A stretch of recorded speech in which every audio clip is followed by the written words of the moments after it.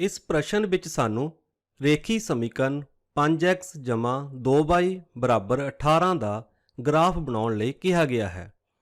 ਹੁਣ ਇਸ ਸਮੀਕਰਨ ਦੇ ਵਿੱਚ ਦੋ ਚੱਲ ਹਨ x ਅਤੇ y ਅਤੇ ਦੋਨਾਂ ਦੀ ਘਾਤ 1 ਹੈ। ਇਸ ਲਈ ਹੀ ਇਸ ਸਮੀਕਰਨ ਨੂੰ ਰੇਖੀ ਸਮੀਕਰਨ ਕਿਹਾ ਜਾਂਦਾ ਹੈ। ਹੁਣ ਜਦੋਂ ਇਸ ਸਮੀਕਰਨ ਦਾ ਗ੍ਰਾਫ ਬਣਾਇਆ ਜਾਂਦਾ ਹੈ ਤਾਂ ਉਹ ਇੱਕ ਸਰਲ ਰੇਖਾ ਭਾਵ ਸਟ੍ਰੇਟ ਲਾਈਨ ਬਣਦਾ ਹੈ। ਹੁਣ ਸਾਨੂੰ ਪਤਾ ਹੈ ਕਿ ਰੇਖਾ ਬਿੰਦੂਆਂ ਨੂੰ ਮਿਲ ਕੇ ਬਣਦੀ ਹੈ, ਇਸ ਲਈ ਅਸੀਂ ਇਹਨਾਂ ਬਿੰਦੂਆਂ ਦੇ ਨਿਰਦੇਸ਼ਾਂਕ ਪਤਾ ਲਗਾਵਾਂਗੇ। ਹੁਣ ਇਹਨਾਂ ਬਿੰਦੂਆਂ ਦੇ ਨਿਰਦੇਸ਼ਾਂਕ ਪਤਾ ਲਗਾਉਣ ਦੇ ਲਈ ਅਸੀਂ ਇਸ ਸਮੀਕਰਨ ਦੇ ਵਿੱਚ x ਦਾ ਕੋਈ ਵੀ ਮੁੱਲ ਮੰਨ ਕੇ ਭਰ ਦੇਵਾਂਗੇ ਅਤੇ ਫਿਰ y ਦਾ ਮੁੱਲ ਪਤਾ ਕਰ ਲਵਾਂਗੇ। ਇਸ ਦੇ ਲਈ ਆਓ ਪਹਿਲਾਂ ਇਸ ਸਮੀਕਰਨ ਨੂੰ ਸਰਲ ਕਰ ਲੈਂਦੇ ਹਾਂ, ਭਾਵ ਇਸ ਸਮੀਕਰਨ ਨੂੰ y ਦੇ ਹੱਲ ਦੇ ਰੂਪ ਵਿੱਚ ਲਿਖ ਲੈਂਦੇ ਹਾਂ। ਹੁਣ ਉਸ ਦੇ ਲਈ ਸਾਡੇ ਕੋਲ ਸਮੀਕਰਨ ਹੈ 5x ਜਮਾ 2y ਬਰਾਬਰ 18। ਤਾਂ ਇਸ ਦੇ ਲਈ ਅਸੀਂ ਪਹਿਲਾਂ ਦੋਨੋਂ ਪਾਸੇ 5x ਨੂੰ ਘਟਾ ਦਿੰਦੇ ਹਾਂ, ਇੱਧਰ ਵੀ 5x ਘਟਾ ਦਿੰਦੇ ਹਾਂ। ਹੁਣ ਘਟਾਉਣ ਤੋਂ ਬਾਅਦ ਸਾਡੇ ਕੋਲ ਖੱਬੇ ਪਾਸੇ ਕੀ ਬਚੇਗਾ? ਹੁਣ ਇੱਥੇ ਸਾਡੇ ਕੋਲ 5x ਵਿੱਚੋਂ 5x ਮਾਈਨਸ ਕੀਤੇ ਕੱਟ ਜਾਣਗੇ, 0 ਰਹਿ ਜਾਵੇਗਾ ਤੇ ਇੱਥੇ ਬਚ ਜਾਏਗਾ 2y ਬਰਾਬਰ ਸੱਜੇ ਪਾਸੇ ਸਾਡੇ ਕੋਲ ਰਹਿ ਜਾਏਗਾ 18 ਮਾਈਨਸ 5x। ਹੁਣ ਇੱਥੇ y ਦਾ ਗੁਣਾਂਕ 2 ਹੈ ਤਾਂ ਇਸ ਨੂੰ ਹਟਾਉਣ ਦੇ ਲਈ ਅਸੀਂ ਦੋਨੋਂ ਪਾਸੇ 2 ਦੇ ਨਾਲ ਭਾਗ ਕਰ ਲੈਂਦੇ ਹਾਂ।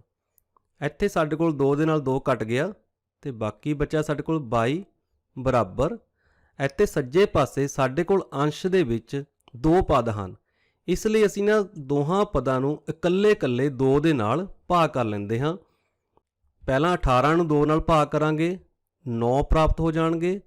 ਫਿਰ ਮਾਈਨਸ 5x ਨੂੰ 2 ਨਾਲ ਭਾਗ ਕਰਨ ਤੇ ਪ੍ਰਾਪਤ ਹੋਏਗਾ ਮਾਈਨਸ 5/2x।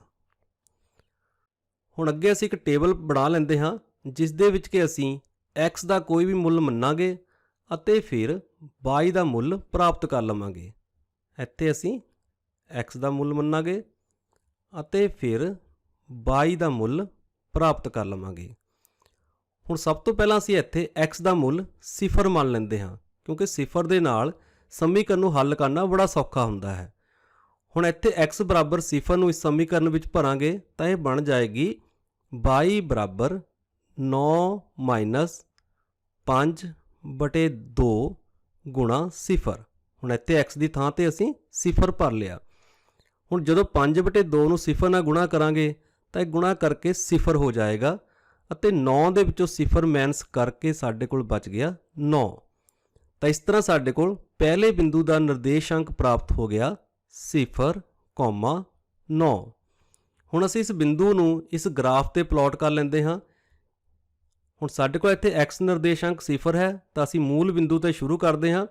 ਇੱਥੇ ਹੀ x ਦਾ ਨਿਰਦੇਸ਼ਾਂਕ 0 ਹੁੰਦਾ ਹੈ ਅਤੇ y ਦਾ ਨਿਰਦੇਸ਼ਾਂਕ 9 ਹੈ। ਇਸ ਦੇ ਲਈ ਅਸੀਂ ਇਸ y ਧੁਰੇ ਤੇ ਹੀ 9 ਸਥਾਨ ਉੱਪਰ ਵੱਲ ਚੱਲਾਂਗੇ। 1 2 3 4 5 6 7 8 ਤੇ 9। ਤਾਂ ਇਹ ਬਿੰਦੂ ਹੈ ਜਿਸ ਦੇ ਨਿਰਦੇਸ਼ਾਂਕ ਹਨ 0,9। ਹੁਣ ਅੱਗੇ ਅਸੀਂ x ਦਾ ਮੁੱਲ 2 ਦਾ ਗੁਣਾਂਕ ਲਵਾਂਗੇ, ਕਿਉਂਕਿ 2 ਦੇ ਗੁਣਾਂਕ ਦੇ ਲੈਣ ਨਾਲ ਸਾਨੂੰ ਇਹ ਫਾਇਦਾ ਹੋਏਗਾ ਕਿ ਉਹ 2 ਦੇ ਨਾਲ ਪੂਰਾ ਕੱਟ ਜਾਏਗਾ। ਤਾਂ ਪਹਿਲਾਂ ਅਸੀਂ x ਦਾ ਮੁੱਲ 2 ਹੀ ਲੈ ਲੈਂਦੇ ਹਾਂ, ਤਾਂ y ਦਾ ਮੁੱਲ ਸਾਡੇ ਕੋਲ ਬਣ ਗਿਆ 9 ਮਾਈਨਸ 5/2 ਗੁਣਾ 2। ਤਾਂ ਇੱਥੇ 2 ਨਾਲ 2 ਕੱਟ ਗਿਆ, ਸਾਡਾ ਕੰਮ ਆਸਾਨ ਹੋ ਗਿਆ। 5 ਨੂੰ 1 ਨਾਲ ਗੁਣਾ ਕੀਤਾ 5 ਹੁੰਦੇ ਹਨ ਅਤੇ 9 ਦੇ ਵਿੱਚੋਂ 5 ਘਟਾ ਕੇ ਸਾਡੇ ਕੋਲ ਪ੍ਰਾਪਤ ਹੁੰਦੇ ਹਨ 4। ਇਸ ਤਰ੍ਹਾਂ ਦੂਜੇ ਬਿੰਦੂ ਦੇ ਨਿਰਦੇਸ਼ਾਂਕ ਪ੍ਰਾਪਤ ਹੋ ਗਏ 2,4।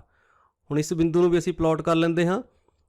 ਹੁਣ ਪਹਿਲੇ x ਨਿਰਦੇਸ਼ਾਂਕ 2 ਹੈ ਤਾਂ ਅਸੀਂ ਇਸ ਮੂਲ ਬਿੰਦੂ ਤੋਂ 2 ਸਥਾਨ ਸੱਜੇ ਪਾਸੇ ਚਲੇ ਗਏ, ਇੱਥੇ ਪਹੁੰਚ ਗਏ ਅਤੇ y ਨਿਰਦੇਸ਼ਾਂਕ 4 ਹੈ ਤਾਂ ਅਸੀਂ 4 ਸਥਾਨ ਉੱਪਰ ਜਾਵਾਂਗੇ, 1 2 3 ਤੇ 4। ਤਾਂ ਇਹ ਬਿੰਦੂ ਹੈ ਜਿਸ ਦੇ ਨਿਰਦੇਸ਼ਾਂਕ ਹਨ 2,4। ਅੱਗੇ ਤੀਜੇ ਬਿੰਦੂ ਦੇ ਨਿਰਦੇਸ਼ਾਂਕ ਪਤਾ ਕਰਨ ਦੇ ਲਈ ਅਸੀਂ x ਦਾ ਮੁੱਲ 4 ਲੈ ਲੈਂਦੇ ਹਾਂ ਜੋ ਕਿ 2 ਦਾ ਗੁਣਾਂਕ ਹੈ। ਤਾਂ ਸਾਡੇ ਕੋਲ y ਦਾ ਮੁੱਲ ਬਣ ਜਾਏਗਾ 9 ਮਾਈਨਸ 5/2 ਗੁਣਾ 4। ਹੁਣ 2 ਦੇ ਨਾਲ 4 ਕੱਟ ਜਾਣਗੇ ਤੇ ਇੱਥੇ ਸਾਡੇ ਕੋਲ ਗੁਣਾ ਕਰਕੇ ਬਣ ਗਿਆ 5 ਨੂੰ 2 ਨਾਲ ਗੁਣਾ ਕੀਤਾ 10 ਤੇ 9 ਦੇ ਵਿੱਚੋਂ 10 ਮਾਈਨਸ ਕਰਾਂਗੇ ਤਾਂ ਇੱਥੇ ਸਾਡੇ ਕੋਲ ਰਹਿ ਜਾਏਗਾ -1। ਇਸ ਤਰ੍ਹਾਂ ਤੀਜੇ ਬਿੰਦੂ ਦੇ ਨਿਰਦੇਸ਼ਾਂਕ ਬਣ ਗਏ 4, -1। ਹੁਣ ਇਸ ਬਿੰਦੂ ਨੂੰ ਵੀ ਇਸ ਗ੍ਰਾਫ ਤੇ ਪਲਾਟ ਕਰਦੇ ਹਾਂ। ਤਾਂ ਪਹਿਲੇ ਅਸੀਂ ਮੂਲ ਬਿੰਦੂ ਤੋਂ ਸ਼ੁਰੂ ਕਰਕੇ 4 ਸਥਾਨ ਸੱਜੇ ਪਾਸੇ ਜਾਂਦੇ ਹਾਂ, 1 2 3 4 ਅਤੇ ਫਿਰ ਇੱਕ ਸਥਾਨ ਨੀਚੇ ਜਾਂਦੇ ਹਾਂ। ਤਾਂ ਸਾਡੇ ਕੋਲ ਇਹ ਬਿੰਦੂ ਪ੍ਰਾਪਤ ਹੋ ਗਿਆ ਜਿਸ ਦੇ ਕਿ ਨਿਰਦੇਸ਼ਾਂਕ ਹਨ 4, -1। ਹੁਣ ਇਸ ਤਰ੍ਹਾਂ ਸਾਡੇ ਕੋਲ 3 ਬਿੰਦੂ ਇਸ ਗ੍ਰਾਫ ਤੇ ਪ੍ਰਾਪਤ ਹੋ ਗਏ। ਇਹਨਾਂ ਤਿੰਨਾਂ ਬਿੰਦੂਆਂ ਨੂੰ ਮਿਲਾ ਕੇ ਇੱਕ ਰੇਖਾ ਪ੍ਰਾਪਤ ਹੋਵੇਗੀ ਜੋ ਕਿ ਇਸ ਸਮੀਕਰਨ ਦਾ ਗ੍ਰਾਫ ਹੈ। ਇਸ ਰੇਖਾ ਨੂੰ ਥੋੜਾ ਉੱਪਰ ਵਧਾ ਲੈਂਦੇ ਹਾਂ। ਤਾਂ ਇਸ ਤਰ੍ਹਾਂ ਸਾਡੇ ਕੋਲ ਇੱਕ ਇਹ ਰੇਖਾ ਪ੍ਰਾਪਤ ਹੋ ਗਈ ਜੋ ਕਿ ਰੇਖੀ ਸਮੀਕਰਨ 5x + 2y = 18 ਦਾ ਗ੍ਰਾਫ ਹੈ।